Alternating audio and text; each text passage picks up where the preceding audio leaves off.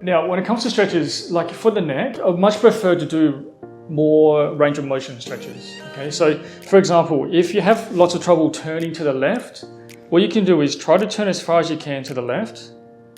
So let's say it gets to this point and it starts, and you can't turn much further. What you can do is use this hand, so use your left, yep, and then turn a little bit, yep, and then you can pull a little bit extra and hold it there. Okay, so hold that for 10 seconds.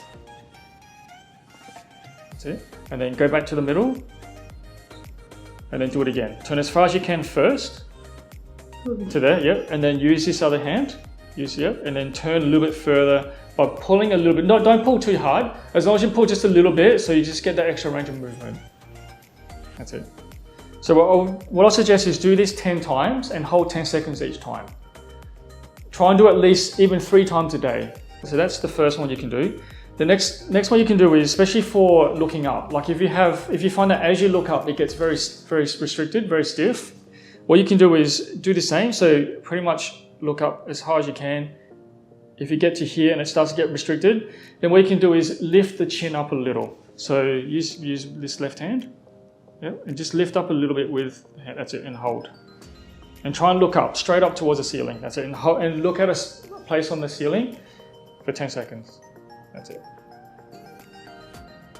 Okay, and then go back to the middle and do this again. Okay, so they're the stretches that I recommend. Definitely avoid doing turns. So avoid doing like rotation of the whole neck. Okay, so for example, avoid doing circular movements like this to stretch. The reason why I don't suggest this, if you do this whole movement where you rotate the whole neck all in one, is over time you can actually damage the facet joints, the joints in the neck. So that's why I recommend only one particular plane at a time. So whether it's turning to the left or looking straight up. Okay, so definitely no rotation.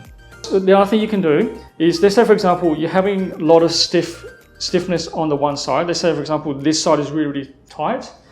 So what you can do is look down and then turn 45 degrees away that way. So you stretch out the muscle here. Okay. An alternate way to do this, to accentuate this stretch, is you can pull with this hand underneath this way, yep, and then use your right hand, yep, and come on and do the same. So do the turning first, turn pretty much 45 degrees and then down, and you can use this other hand to stretch it even more, and you should feel a stretch into here. Okay, so that's a good stretch that you can do, especially if it's on the one side in particular. A lot of times you'll find that the reason why you have tightness on the one side, so let's say for example, like the patient can turn really well towards the right side, it's full range, but then when they get to the left, it gets stuck here. A lot of times it's because there's an underlying problem. Okay, so there's underlying restriction and misalignment with the neck.